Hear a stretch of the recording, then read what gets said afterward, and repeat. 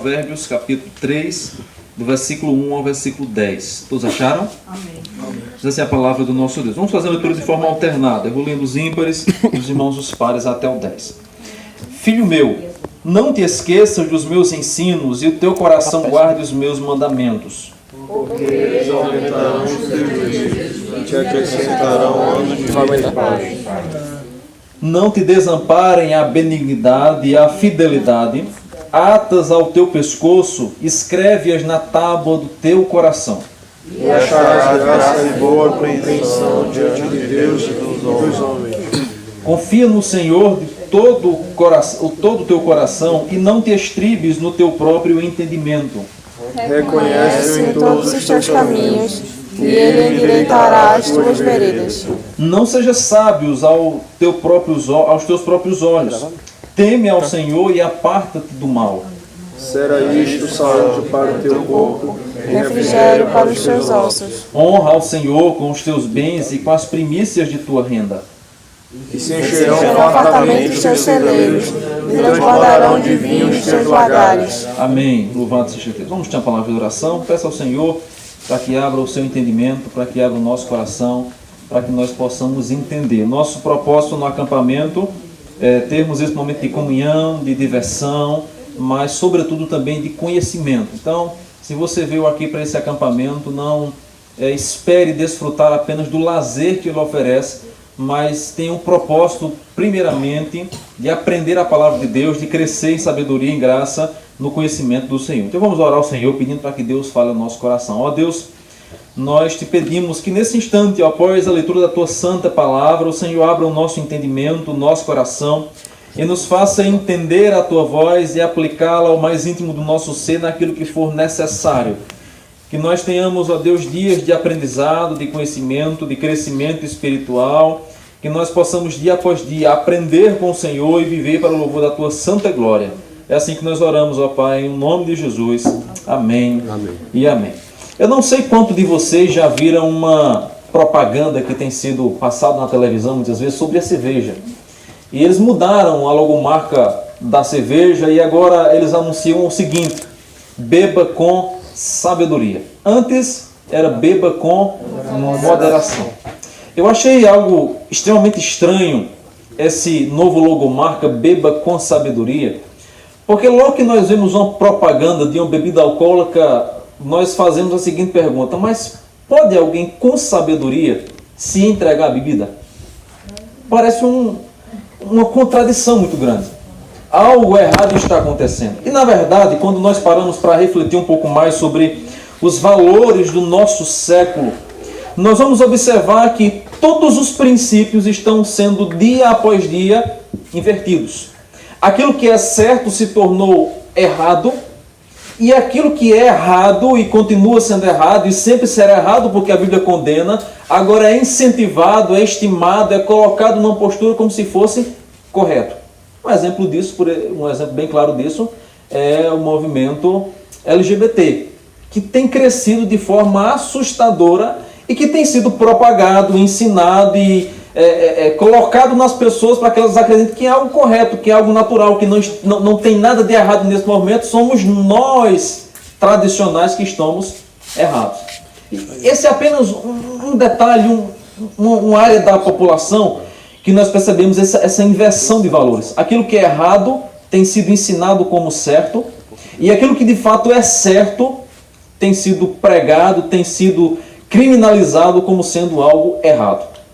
Quando nós paramos para observar o livro de Provérbios, nós vamos perceber que Salomão vai trabalhar um pouquinho sobre a sabedoria.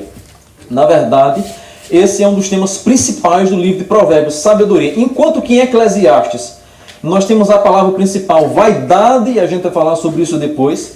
Em Provérbios nós temos sabedoria. E é interessante que alguns chegam até a dizer que Salomão escreve esses 3 livros, né? Que ele escreve Provérbios, Eclesiastes e Cantares em 3 etapas de sua vida. Alguns chegam a opinar que ele escreve Eclesiastes na sua idade avançada, à beira da morte, né? Já na sua velhice. Ele escreve Provérbios na idade de maturidade, quando ele era pai, mas ainda novo, homem maduro. e escreve Cantares na sua juventude. É uma sugestão pela forma como ele escreve, pelo modo da literatura. O que nós percebemos é que Salomão passa por algumas etapas da sua vida e em cada etapa da sua vida ele observa um aspecto diferente. No livro de Cantares ele observa o aspecto romântico, o aspecto da atração pela sua mulher. No livro de Provérbios encontramos um pai dando conselhos a um filho, mostra já a sua idade de maturidade, um pai de família, um homem que agora tem compromissos, deveres a cumprir.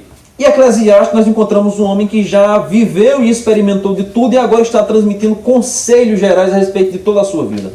Experiências que ele passou, que ele viveu e que agora transmite a todos aqueles que podem lhe ouvir. E é interessante que quando nós falamos sobre isso, nós percebemos uma estreita ligação com o que ele diz lá em Eclesiastes capítulo 12, quando diz: lembra-te do teu Criador nos dias da tua mocidade. O que Salomão está fazendo é uma retrospectiva da sua vida em esses 3 livros, e agora ele instrui aos mais novos, aos mais jovens, a atentarem em todos os seus caminhos, a todas as suas práticas, suas atitudes, para que não cometam os mesmos erros que ele cometeu. Talvez muitos aqui achem chato e talvez até tenham ouvido antes de sair de casa aquele velho sermão dos pais: olha, não faça isso, olha, não coma aquilo, menino, não entre no rio, cuidado na piscina, cuidado na hora de dormir, cuidado na roupa, cuidado nisso. Aquela série de sermões que na adolescência disse: que chatice, eu já sei de tudo, é a mesma coisa. Nós ouvimos os conselhos dos nossos pais. Em alguns momentos até achamos chato, atrasado, fora da realidade, uma coisa repetitiva. Às vezes esse é o nosso sentimento de adolescente que vem no nosso coração, em receber e ouvir uma reclamação, em receber uma instrução dos pais. Mas é interessante nós observarmos que nós precisamos aprender um pouco mais e entender o que é a verdadeira sabedoria. Há três tipos de pessoas que geralmente a gente se depara na vida. É aquela pessoa sábia, aquela que aprende com os erros alheios e não os comete. Mas há aquela inteligente, que olha o erro alheio, muitas vezes cai nele, mas após cometer, sofrer as consequências, não pratica mais. E a pessoa tola, que é aquela que observa os erros alheios, pratica esses mesmos erros, sofre as consequências desses erros, mas volta a praticar as mesmas coisas. E é interessante que a gente vai encontrar constantemente Salomão falando sobre o tolo, sobre o insensato, sobre o ímpio, mas ao mesmo tempo sobre o justo e sobre o sábio. Pessoas que não apenas aprendem por passarem por essa experiência, mas aprendem com a experiência de outros que já passaram. E isso é a verdadeira sabedoria. E é interessante que Salomão vai destacar exatamente isso no início do seu livro, dizendo que o temor ao Senhor é o princípio da sabedoria. E aqui nós encontramos ele trazendo várias instruções a respeito dessa verdadeira sabedoria. Veja comigo versículo 1, versículo 4, que ele agora vai nos mostrar que essa verdadeira sabedoria, ela tem um fundamento, ela tem uma raiz. E essa raiz, essa base dessa sabedoria está no ensino saudável. E a gente vai encontrar algumas expressões que ele utiliza. Filho meu, não te esqueças dos meus ensinos. Essa é a primeira recomendação que Salomão dá. Não te esqueça dos meus ensinos. A nossa mente, ela é condicionada por causa do pecado que habita em nós, por causa da nossa velha natureza, a esquecermos com facilidade aquilo que é correto, mas a lembrarmos a vida inteira daquilo que é errado. Um exemplo claro disso é uma criança que, quando entra na escola, no jardim da infância, tem uma imensa dificuldade para aprender o alfabeto. A criança sofre para aprender o alfabeto. Os professores ilustram com imagens, colocam frutas, colocam imagens que comecem com aquela palavra do alfabeto, e as crianças passam tempos e tempos para decorar, para aprender, para memorizar o alfabeto. Mas em apenas ouvir uma única vez uma mentira, ou até mesmo um palavrão, ela não mais esquece. Nós temos uma facilidade muito grande de aprender aquilo que é errado, mas uma dificuldade imensa em aprender aquilo que é correto. Quer ver só? Se eu perguntasse para algum de vocês aqui, cite 10 versículos de cabeça. Quem conseguiria citar agora 10 versículos de cabeça? Poucos. Alguns poucos conseguiriam. Nós demoramos e passamos a nossa vida inteira na igreja ouvindo versículos, ouvindo pregação, ouvindo texto, lendo a Bíblia Sagrada, mas não conseguimos memorizar. Mas conseguimos memorizar jargões, conseguimos memorizar frases que são ditas na mídia, conseguimos memorizar palavras feias, conseguimos memorizar inúmeras coisas. E é interessante, Salomão vai dizer, não se esqueça dos meus ensinos. Aprenda, guarde, memorize aquilo que de fato é saudável.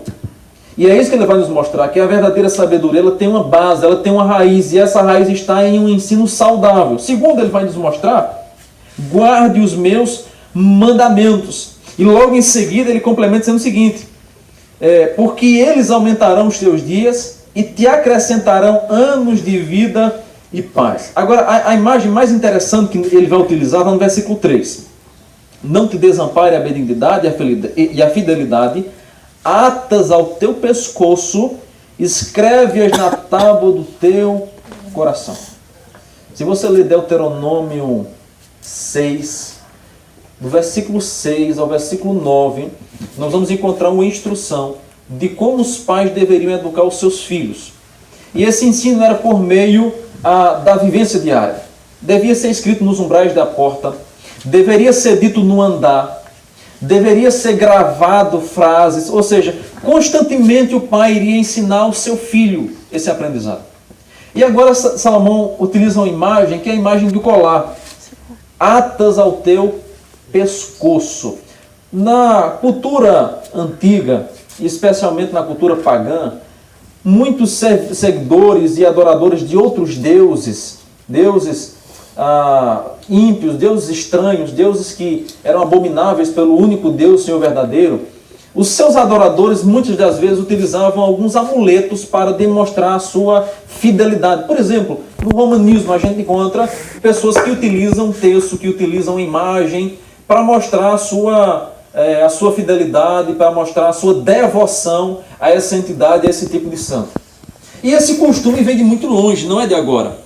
Desde o Antigo Testamento nós encontramos pessoas naquelas outras culturas usando alguma espécie de amuleto, algum tipo de pedra para representar, até mesmo fazendo tatuagens naquela época, não como hoje, mas de uma forma totalmente diferente da que a gente encontra hoje, para mostrar a sua fidelidade. Era marcado o corpo, era colocado uma pedra, era colocado alguma coisa que mostrasse: eu sou um devoto deste tal Deus. Essa era muito comum nos tempos antigos.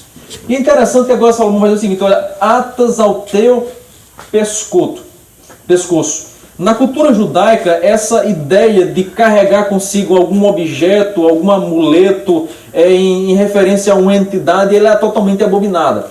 No entanto, segundo alguns historiadores, na cultura judaica, no ensino da criança, muitas vezes era dado à criança uma espécie de lembrete a um ensino. Então, o pai ensinava valores, ensinava orientações para a vida da criança, e muitas vezes colocava nela uma espécie de colar, com uma pedra. E a gente vai encontrar muito no livro de Apocalipse a mensagem sobre algumas pedrinhas. Está estudando sobre isso, vai chegar lá e vamos ver o fundamento disso na cultura judaica. E quando a gente observa um pouquinho mais, a gente percebe que eles utilizavam essa espécie de pedrinha como um lembrete daquele ensinamento. E a criança, todas as vezes, ao olhar para aquela pedrinha que estava pendurada ao seu pescoço, ela ia lembrar a quem ela pertencia, a quem ela servia e qual ensinamento aquela pedrinha estava simbolizando e lembrando a ela. Por isso Salomão diz: olha, atas ao teu pescoço. Isso dá-nos ainda uma outra aplicação para a nossa vida. Não apenas o aspecto de lembrar-se, ele fala disso, né? Não se esqueça, mas também no sentido de demonstrar aos demais. Ao carregar aquilo, você estaria mostrando claramente que a sua adoração, que a sua devoção não estava aos deuses estranhos, mas estava ao Senhor, estava na lei do Senhor de Israel. E Salomão continua, vai nos falando mais um pouquinho sobre isso, falando sobre atar isso ao pescoço, ele agora continua dizendo o seguinte: escreve-as na tábua do teu coração. Uma pedrinha, um colar pode ser roubado, mas algo que está escrito no coração não pode ser roubado. As pessoas podem roubar os nossos bens, principalmente aqui no Recife. Roubar o nosso celular, roubar o nosso relógio, roubar a nossa mochila, roubar qualquer outra coisa. Mas aquilo que está gravado em nosso coração, em nossa mente, os nossos princípios, os nossos valores, absolutamente ninguém poderá roubar. Por isso Salomão diz: olha, atas ao teu pescoço, mas escreva na tábua do seu coração. Porque essa palavra, esse ensino, não deve apenas ficar de forma externa, mas deve agora partir para o fundo do seu coração. E no Antigo Testamento, a gente vai encontrar constantemente a imagem do coração como sendo o centro da vida. Lembra lá do texto de Provérbios: guarda o teu coração, porque dele procedem as fontes da vida. A imagem de que o coração é o centro da vida, o coração é o centro das emoções. Então guarde bem o seu coração, porque ele estando bem guardado, ele estando bem alimentado pela palavra de Deus, você ficará livre de incorrer em grandes erros. Aí Salomão continua, veja agora o versículo de número 5. Confia no Senhor de todo o teu coração e não te estribes no teu próprio entendimento. Se por um lado a verdadeira sabedoria está baseada em um ensino saudável, agora Salomão vai nos mostrar que ela também está baseada na confiança em Deus. E aqui Salomão nos alerta sobre algo muito perigoso, que especialmente nós jovens, adolescentes, poderemos incorrer: confiar no seu próprio entendimento. Por que é que muitas e muitas vezes você que é jovem, adolescente, fica aborrecido com as instruções dos seus pais? Por que é que muitas e muitas vezes nós nos chateamos com aquelas velhas instruções, aquele medo constante que os pais têm? Menino, tenha cuidado, volta a tal hora, não sai com ciclano, cuidado no shopping, cuidado no trânsito. Porque há tanta cautela, há tanto cuidado dos pais para com os filhos. E nós, na posição de filhos e adolescentes especialmente, ficamos tão chateados, não esperamos chegar a hora de completar a maioridade e ganhar o mundo. Ter liberdade para ir para onde quiser, fazer o que quiser, com o seu próprio dinheiro, com as suas próprias condições. Por que é que todos nós não temos esse sentimento? Ou vocês não têm vontade de serem livres, de fazer o que quiser? Quem aqui não quer viajar o que quiser? Quem aqui não quer fazer uma viagem sem precisar dar notícias a ninguém, sem precisar dar satisfação, sem precisar ficar ligando: olha, cheguei, não cheguei, estou aqui, estou fazendo isso, já comi, não comi? Quem não quer fazer isso? Todo ser humano, desde a sua mais tenra idade, vai almejando. A criança, desde cedo, almeja ficar livre, ter liberdade para tomar decisões, para fazer o que ela bem quer. E aqui nós incorremos num grande perigo. Salomão diz: olha, confia no Senhor de todo o teu coração e não te estribes no teu próprio entendimento. Porque o nosso entendimento, a nossa perspectiva de mundo, ela pode ser muito pequena diante daquilo que o mundo realmente é. Alguém que a vida inteira foi criado, cuidado, alimentado, protegido pelos seus pais, não faz ideia do que é ter de se virar sozinho. Por isso que às vezes eu vejo alguns adolescentes e jovens com muita facilidade, ao se irritar, quebrar o celular. Já vi algumas cenas dessas. O adolescente de repente fica com raiva do pai ou da mãe, de alguma coisa, pega o telefone e joga na parede. Coragem. Às vezes isso acontece, especialmente quando se tem uma condição maior, sabe que vai receber outro novo. O fato dela não trabalhar, o fato dela não saber o quanto é difícil a labuta diária, ela não consegue dar valor àquele objeto. Mas no dia que ela começar a ter de suar, a passar o dia inteiro no trabalho, trabalhar o mês inteiro e receber um valor que mal dá para pagar as contas, ela vai valorizar imensamente, extremamente, cada real e cada centavo que ela tem. E é essa instrução que Salomão está dando ao seu filho. Você lembra do filho pródigo, lá do Novo Testamento? Ele pede todos os seus direitos ao seu pai, a sua herança adiantada, porque ele quer desfrutar o mundo. Qual é a sua perspectiva? Eu já sei de tudo, eu sei o que é melhor para a minha vida, então me dê a parte da minha herança que eu vou desfrutar como eu acho melhor. Seu pai entrega os seus bens, ele sai pelo mundo, logo todo o seu dinheiro acaba. Aí ele volta arrependido. Na volta para casa é que ele percebe que ele não sabe de nada. Mas até então, até o momento, na mente daquele filho pródigo, ele era o dono da razão. Ele sabia o que era melhor para a sua vida. Ele sabia administrar a sua vida e o seu dinheiro. E o que ele recebeu como isso? Total frustração. O dinheiro acabou. Seus amigos foram embora. Ele teve de comer comida que os porcos comiam. E agora ele volta de novo para os braços do pai pedindo perdão. A falta de confiança em Deus e o orgulho de confiar em si mesmo pode nos levar a caminhos trágicos que nem sempre têm uma volta. Além disso, ele diz no texto: não seja sábio aos teus próprios olhos, versículo 7. Teme ao Senhor e aparta-te do mal. Ele agora vai nos ensinar que o temor ao Senhor deve nos levar a afastar-se daquilo que é errado, a afastar-se daquilo que é mal. Eu não posso flertar com o mundo, eu não posso flertar com o pecado, eu não posso flertar com aquilo que é errado achando que eu vou me livrar. É o que muitas pessoas acham. Eu tenho amigos que são viciados em droga, eu ando com eles, mas eu tenho consciência de que eu não posso fazer isso. E pela sua muita confiança em si mesmo, acaba um dia caindo e se enveredando pelo mesmo caminho que as outras já estão. Ele diz: não seja sábio aos teus próprios olhos. Antes, teme ao Senhor e aparta-te do mal. Agora veja no versículo 6. Reconhece-o em todos os teus caminhos, e ele endireitará as tuas veredas. O que ele diz agora: em tudo que você for fazer, em tudo que você for praticar, reconheça o Senhor, lembre-se do Senhor, porque Ele vai endireitar as suas veredas, Ele vai corrigir a sua vida. No momento que você for tomar uma decisão errada, ao buscar ao Senhor, você vai voltar para o caminho certo. Lembra daquele filme lá que a gente assistiu há um tempo atrás, acho que todos assistiram aqui, Em Seus Passos, o que faria Jesus?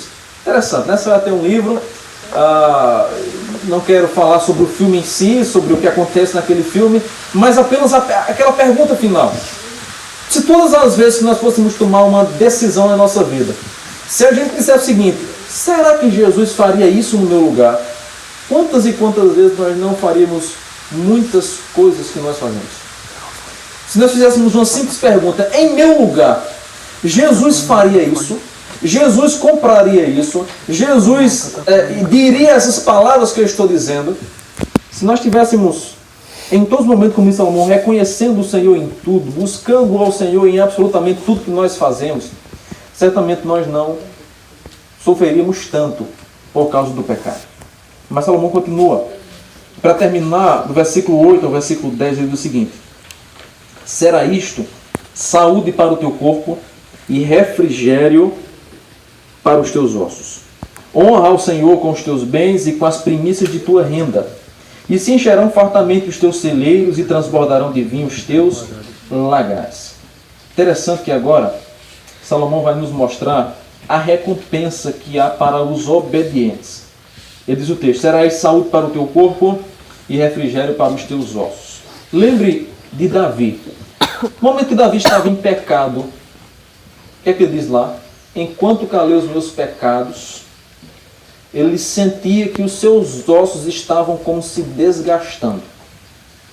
Era uma sensação de que os seus ossos estavam se desmanchando dentro dele. A fraqueza foi tomando conta dele. A angústia, as dores foram tomando conta de todo o seu interior, e ele sente como que seus ossos estivessem sendo esmagados. E agora Salomão vai dizer o seguinte: olha, a sabedoria, a obediência ao Senhor, ela não vai desgastar a sua vida, mas ela vai servir de refrigério para os seus ossos. É o resultado oposto. Enquanto que o pecado nos leva a uma doença, nos leva a uma queda, nos leva a uma tristeza profunda, a obediência ao Senhor nos traz alegria, nos traz vida. Por isso que ele fala sobre isso, nos mostrando que essa verdadeira sabedoria vai aumentar até mesmo os nossos dias. O texto vai nos mostrar isso, que quando nós obedecemos ao Senhor, veja o versículo 2, porque eles aumentarão os teus dias e te acrescentarão anos de vida e paz. Lembre daquele mandamento: honra ao teu pai e à tua mãe. É um mandamento com promessa. Se você obedecer, você terá a sua vida longa, você terá uma vida tranquila, mas a desobediência acarretará em morte. E essa é uma consequência natural do pecado. em cometermos ele, nós atraímos para a nossa vida consequência. Mas ao mesmo tempo que nós obedecemos ao Senhor, nós somos extremamente abençoados por Ele. As nossas orações são respondidas. Os nossos anseios são alcançados. Agora, primeiro nós devemos obedecer e seguir a vontade do Senhor. Por isso que muita gente interpreta errado o Salmo, né? Agrada-te do Senhor e Ele satisfará os desejos do teu coração. Aí todo mundo quer ficar com a parte B do Salmo, né? Ele satisfará os desejos do teu coração, mas se esquece do primeiro. Eu preciso primeiramente me agradar-se em Deus. E o que é que significa? João Piper escreve bastante sobre isso e ele mostra o que é isso. É você glorificar a Deus, é você gloriar-se no Senhor, e significa você fazer a sua vontade, você seguir os seus mandamentos, é você fazer aquilo que Ele deseja que Ele faça. Fazendo isso, seguindo ao Senhor, você não terá um outro desejo em sua vida senão obedecê-lo. Por isso que os seus pedidos, os seus anseios vão ser para agradar ao Senhor. Em consequência, Deus se agradará de você e Ele então satisfará os desejos do teu coração. Primeiro eu agrado ao Senhor. E como recompensa clara e natural, Deus se agrada de minha vida e naturalmente eu recebo aquilo que eu tanto anseio. Porque primeiramente eu agrado ao Senhor. Não como barganha, mas como uma atitude de quem agrada ao Senhor, vai buscar, vai anseiar tão somente aquilo que Ele se agrada. E Ele continua. Deixa então, vai nos dizer: e se encherão fartamente os teus celeiros, e transbordarão de vinho os teus lagares. Ele agora fala sobre prosperidade. É o mantimento, é o suprimento. E essa é a recompensa em servir ao Senhor. Quando Eclesiastes lembra-te do teu Criador, nos dias da tua mocidade, é o que Salomão nos mostra agora: filho meu, não te esqueça dos meus ensinos. Esse é o tempo de lembrarmos, esse é o tempo de buscarmos ao Senhor, esse é o tempo de servir a Ele com integridade, esse é o tempo de buscarmos a sua vontade para as nossas vidas. Esse é o tempo. Há aquela velha história que muitas pessoas contam, né? E convidaram uma criança para a igreja. Não, os pais disseram: não, ele está muito novo, ele não pode ir agora. Cresce mais um pouquinho, chega na fase da adolescência e novamente vamos para a igreja, vamos buscar o Senhor. E os pais dizem: não, ainda não, porque ele agora está na escola, está se preparando melhor, ele agora está tendo que se dedicar aos estudos. O tempo passa. Novamente fazem um convite: olha, vamos para a igreja, vamos buscar ao Senhor. Aquele homem já estava casado. Não, agora eu não posso porque eu preciso dedicar-me à minha esposa, à minha família, eu preciso trabalhar para sustentar a minha casa. O tempo passa. Novamente retorna. Vamos buscar ao Senhor. Não, mas agora eu não posso porque eu tenho muitas obrigações, eu agora tenho filhos, tenho que dar de conta da casa dos meus filhos. Eu não tenho tempo de buscar ao Senhor agora. Quando eu estiver com mais tempo eu vou. Passa-se o tempo. Alguém novamente: vamos buscar ao Senhor, já estava na velhice. Eu não posso mais, eu estou cansado, eu estou exausto, eu não consigo mais. A moral da história é que aquela pessoa morre. A sua vida inteira ela dá desculpas, que não pode, que não tem condições, que não tem tempo. E acontece que a vida, como diz Eclesiastes, é como um sopro. Ela passa rapidamente. Muitas vezes nós estamos na fase da juventude e achamos que a vida é eterna, que nunca vai acabar, que nós temos a vida inteira pela frente. Por isso que muitos jovens fazem tanta bobagem, se envolvem com tantas coisas erradas, porque acham que tudo é eterno, não vai se acabar, não vai ter um fim, não vai chegar a idade, não vai chegar as responsabilidades. E Salomão alerta o seu filho, diz assim: meu filho, observe a minha vida, lembre-se do que eu fiz, ouça os meus conselhos para que você tenha vida, para que você viva mais, para que você seja abençoado. Jovem, lembra-te do teu Criador nos dias da mocidade, porque vai chegar dias aos quais dirás: não tenho mais nele prazer. O pastor Leão está no nosso quarto, o texto de Eclesiastes que fala exatamente sobre isso. Vai chegar um tempo onde os olhos surgirão tipo escama, isso é a perca da visão, em que os dentes uma espécie de moedor já desgastado e que vai caindo, em que as pernas, que é uma espécie de coluna, vai sendo tombada pelo cansaço, em que a coluna, que deve sempre ficar numa posição ereta, vai começar a se encurvar, em que as forças que normalmente nós vamos ganhando ao longo da vida vão começar a cair. Vai chegar o tempo a qual dirás: não tenho neles prazer. Porque a vida passa rapidamente. Quer ver um exemplo disso? Quando nós somos jovens, nós temos tempo, nós temos força, mas nós não temos dinheiro. A gente tem tempo para viajar, a gente tem força e energia para curtir, mas não tem condição. Aí você avança um pouco mais nos dias, chega numa idade mais madura, começa a se estabilizar. Eu digo isso, claro que nem todos são assim, mas no geral, começa a se estabilizar, começa a ter uma condição, mas não tem tempo. É o trabalho, é os filhos, é a casa, é os compromissos. Até que chega a idade da velhice. Você agora tem dinheiro, você tem tempo, mas não tem saúde nem energia. Essa é a realidade da vida. São esses contrastes que vão constantemente aparecer. Salomão vai dizer: lembre-se do seu Criador, porque vai chegar dia que você dirá: não tenho neles prazer. Que Deus, queridos irmãos, nos ajude para que nós possamos buscar ao Senhor ainda em nossa mocidade. Para que nós possamos buscar ao Senhor a partir de agora, não deixar para amanhã, não deixar para depois, não colocar os nossos sonhos, projetos da faculdade antes. Pelo contrário, honra ao Senhor, busque ao Senhor em primeiro lugar e as demais coisas serão acrescentadas. Que Deus nos abençoe e nos ajude para que nós possamos lembrar dele no tempo de hoje, no agora, em nome de Jesus. Amém?